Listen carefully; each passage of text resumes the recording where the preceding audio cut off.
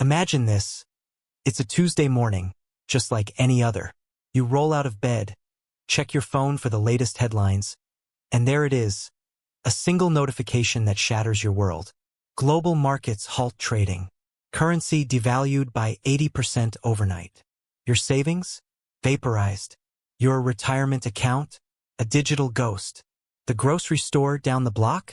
Lines stretching around the block for loaves of bread that cost what your monthly rent used to. But here's the assumption we're all guilty of clinging to. In a crash like that, it's the millionaires who survive, the ones with offshore accounts, gold vaults, or crypto wallets humming in the cloud. Money, we think, is the ultimate lifeboat. Stack it high enough and you'll float above the chaos. Right? Wrong. Dead wrong. History whispers a darker truth, one buried in the rubble of forgotten economies. Survivors aren't the bankers or the tycoons. They're the everyday people who woke up one day and realized their wallet was worthless. But their hands, their minds, and their grit, those were the real currency. Welcome to Financial Stud, where smart money moves meet unstoppable success. Get ready to master your finances and unlock your true earning potential. So, what if I told you that in the ashes of the world's worst financial meltdowns, 7 unassuming abilities emerged, not as luxuries, but as lifelines. Abilities that turned desperation into defiance, hunger into harvest, isolation into alliance. But I'll hold off on naming them just yet, because to understand why these skills pay off when everything else crumbles, we have to unravel the mystery of how a nation can go from oil-rich paradise to hyperinflation hell in a single generation. What invisible forces brew these storms? And why are the same storm clouds gathering over us right now, in 2025? Stick with me. By the end of this, you'll not only know these 7 abilities, you'll wonder how you ever lived without them. But first, let's rewind the clock to a country that thought it was untouchable. The illusion of endless wealth. Let's set the stage in Venezuela, a land that, for decades, seemed blessed by the gods of fortune. Picture it, the 1970s. Oil prices skyrocket after the Arab embargo, and Venezuela, sitting on the world's largest proven reserves, rides the wave like a surfer on steroids. Barrels of black gold pump out at $40 a pop, flooding the coffers of a nation smaller than Texas. Presidents promise paradise. Free education, subsidized healthcare, roads gleaming under the tropical sun. The Bolivar, their currency, feels as solid as the Andes. Enter Hugo Chavez, the charismatic firebrand who storms the presidency in 1998 on a wave of populist fury. He's the key figure here, the Robin Hood of the refinery, vowing to redistribute the oil wealth to the poor majority who'd been sidelined for generations. First, it works. Social programs explode. Missions to build clinics in the slums, literacy drives that slash illiteracy rates by half. Venezuela's GDP soars 25% in his first term. Poverty plummets. The world applauds. Even the U.S. turns a blind eye, snapping up 80% of their crude. But here's the first tease of the twist. Beneath this glittering surface, cracks form like fault lines in the earth. Chavez nationalizes the oil industry, squeezing foreign investors like Exxon out the door. Corruption seeps in, billions siphoned into loyalist pockets. And the financial system? It's a house of cards built on a single pillar: oil. No diversification. No rainy day fund. When prices dip in the mid-2000s, the government borrows wildly, printing bolivares to plug the holes. Inflation ticks up from 12% to 30%. Whispers of unsustainability echo in boardrooms, but the party rages on. Fast forward to 2013. Chavez is gone, dead from cancer, and his hand-picked successor, Nicolas Maduro, inherits the throne. Oil prices crash to under $50 a barrel, thanks to the U.S. shale boom. Venezuela's budget? Gutted. Exports plummet 70%. But Maduro doubles down. Price controls on basics like flour and medicine to protect the people. Shops empty overnight. Black markets bloom in the shadows. Tease number 2. What happens when a government declares war on market forces? Shortages, panic, and a breaking point that no one, not even the economists, saw coming so fast. But before we plunge into that abyss, Consider this. In every crash, from the Dutch tulip mania of 1637 to the Wall Street implosion of 2008, the pattern repeats. Systems designed for boom times ignore the human element. They bet on numbers, not nerve. And when the numbers fail, it's not portfolios that save you. It's something far more primal. By 2014, Venezuela's inflation hits 68%. Families start hoarding. But the real mystery: how did a nation that once exported food become one where parents scavenge dumpsters for dinner? The answer lies in the chain of cause and effect, a domino fall that will trace step by excruciating step. And woven through it all, those 7 abilities emerging not as theory, but as desperate innovations born from the brink. The story, from boom to bust, a chronological descent. Origins, the seeds of dependency. Our story begins not with a bang, but a slow seep. Go back to the 1920s, when oil was discovered in Lake Maracaibo. Venezuela becomes the Saudi Arabia of the Americas, exporting more petroleum than anywhere else. The cause? Colonial-era neglect left the country agrarian, but oil flips the script.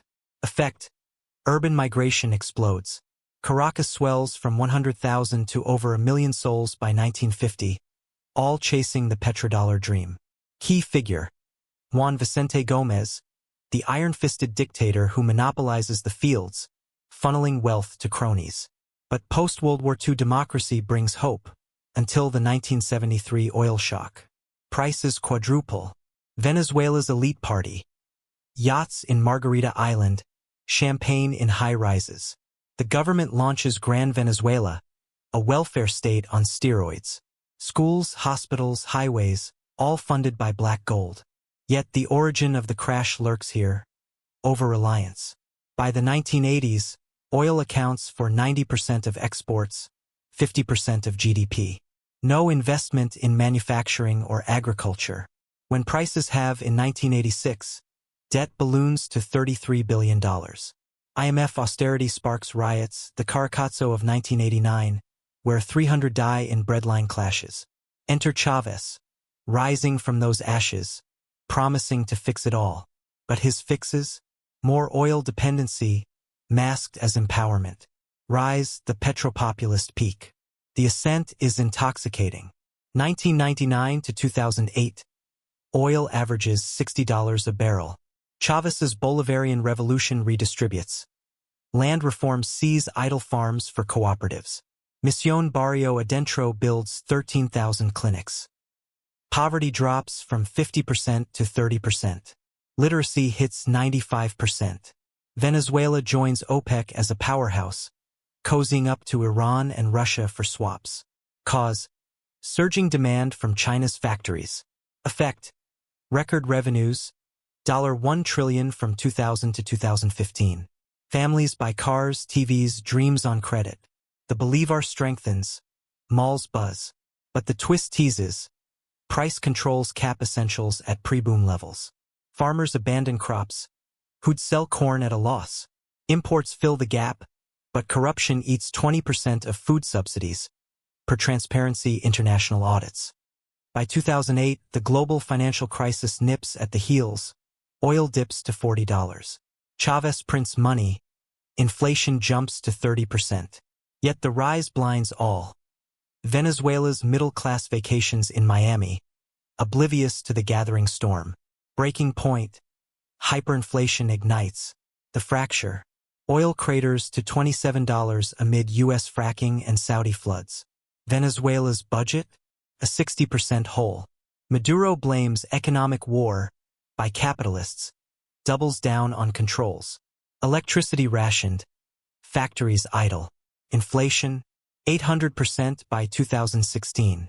Cause: printing presses run wild. Bolivares flood markets without goods. Effect: the breaking point, a vicious spiral. A kilo of rice? From 100 bolivares in 2013 to 1 million by 2017. Pharmacies empty. Cancer meds vanish. Hospitals report 80% mortality spikes for treatable ills. Enter the human cost. Protests erupt, 125 dead in 2017 alone. Maduro deploys troops, But in barrios like Pedar, the largest slum in Latin America, survival instincts kick in. Here, the first ability emerges, unbidden: mechanical repair. Juanita, a 45-year-old mechanic's widow, dusts off her late husband's tools. Generators fail citywide. She fixes neighbors' fridges for eggs. Cause: blackouts from underfunded PDVSA. Effect: barter networks form, skills for sustenance.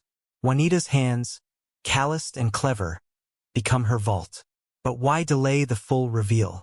Because as the point breaks, the 7 abilities cascade, each a reaction to the prior fall. Fallout: chaos in the streets. By 2018, hyperinflation peaks at 1.7 million%, the highest ever recorded. The Bolivar? Worthless. People use US dollars or crypto scraps. Supermarkets? Looted ghosts. The Guardian chronicled mobs storming warehouses on January 9, 2018. Desperate raids for flour, not ideology. Cause: starvation edges in malnutrition up 11-fold, per UNICEF. Effect: mass exodus. Over 7.1 million flee by 2022, the largest migration in Latin American history. Those who stay, they adapt. Foraging and urban gardening blooms. Rooftops sprout potatoes. Alleyways host hydroponics from scavenged bottles. Maria, a teacher in Valencia, teaches kids to identify wild herbs: guava leaves for tea, morina for protein. Her class? Not math, but survival botany. One plot yields enough for 20 families. Cause: soil from parks, seeds smuggled. Effect: food sovereignty in famine. Bartering follows, negotiation as the third ability. Markets shift to truque: a haircut for a chicken, English lessons for tires. In Maracaibo, elders haggle like bazaar pros, weaving stories to seal deals. Delayed answer: these aren't hobbies. They're hedges against zero. Failed fixes: the mirage of recovery. Maduro's countermeasures? Farce. 2018 dollarization decree: let markets breathe. Backfires as elites hoard USD. Petro crypto launch? A $60 million flop ridiculed globally. Sanctions bite harder post-Trump. Shrinking GDP another 26% in 2019. Cause: geopolitical isolation. Effect: failed fixes breed cynicism. But amid the muck, abilities 4 through 7 harden. Basic medical knowledge surges. Red Cross trains 10,000 in first aid. Neighbors stitch wounds with fishing line. Digital literacy explodes. Older Venezuelans, facing age bias, pivot to gig work on platforms like Upwork, earning $200 per month in click tasks amid 80% unemployment. Language and communication bridge gaps. Multilingual networks smuggle goods across borders. Finally, adaptability and leadership. Community councils form, led by figures like Luis, a former banker turned organizer, rationing water in Caracas squats. The fallout? A nation scarred. Economy shrunk 76.7% from 2013 to 2020. But survivors? They carry these abilities like invisible. Modern parallels. Echoes in 2025 storm clouds. Now connect the dots to today. October 2025. The world hasn't learned Venezuela's lesson. It's remixing it. Shocking data? Start with this. Global inflation, once tamed to 3.2% projected for 2026 by the OECD, now risks stagflation. Stagnant growth with spiking prices, blamed on Trump-era tariffs set to hike costs 10 to 20% by mid-year. U.S. GDP per capita could drop $7,741 in a recession shock, per American Progress Models echoing Project 2025 warnings. Patterns repeat like a grim cycle. The 150-year Benner chart, mapping crashes from 1875, flashes red for 2025. Over-leveraged debt, luxury sales dipping 15% as the rich retrench first. Echoes of 1929. Planetary alignments aside, tariff whiplash mirrors Smoot-Hawley, which deepened the depression by 67%. Venezuela's oil dependency? Today's AI hype and crypto volatility. Bitcoin's 2024 plunge wiped $1 trillion, leaving gig workers scrambling like Caracas coders. Shocking stat: 55% of Americans live paycheck to paycheck, per 2025 Fed surveys, unprepared for blackouts or borders closing as in 2017 Venezuela. Global Risks Report warns of growing divisions, misinformation fueling unrest, much like Maduro's war narrative. In Europe, energy crises from Ukraine ripple. In Asia, China's property bust shrinks 5% GDP. The parallel? Crashes aren't random. They're cause-effect chains from overreach. Venezuela's printing presses? Today's $35 trillion U.S. debt bomb, per BIS reports, overshadowed by uncertainty. And the abilities? They're surfacing now, urban farms in Detroit mirroring Petar plots, freelance coders in gig economies echoing Venezuelan click workers. But delayed revelation. In this remix, the 7 abilities aren't relics. They're your edge in the encore. The 7 abilities, your crash-proof arsenal. Before takeaways, the payoff. The 7 abilities, forged in Venezuela's fire, ready for yours. Mechanical repair. Fix your world, generators, bikes, phones. Juanita's legacy, tools over tears. Foraging and urban gardening, harvest resilience. Maria's herbs, nature's free ATM. Bartering and negotiation, trade value, not vanity. Elders haggling, words as wealth. Basic medical knowledge, heal without hospitals. Community stitches, life in your toolkit. Digital literacy and gig skills, code your escape. Seniors clicks, bytes beat Bolívares. Language and communication, connect across chaos. Networks that nourish. Adaptability and leadership, lead the rebuild. Luis's counsels, unity from unity. 3 clear takeaways, a warning and call to action. Takeaway 1. Start small, master 1 ability this week. Repair a gadget, plant a pot. Cause, incremental practice. Effect, confidence compounds. Takeaway 2. Build networks now. Join a local makerspace or online barter group. Venezuela proved isolation kills. Alliances endure. Takeaway 3. Diversify your human capital. Skills, stocks. In crashes, portfolios plummet. Proficiencies persist. But a warning, 2025's perfect storm. Tariffs, debt, divisions could echo 1929's 89% market wipeout. What if the next blackout isn't a drill? Open-ended thought. In a world where money falls, what rises? You do if you're ready. If this sparked something, hit subscribe for more on outsmarting the system. Comment below. Which ability will you hone first? Like if you're prepping your toolkit. Share with a friend still betting on banks. Thanks for watching. Stay curious, stay capable. See you in the next crash, or better, before it.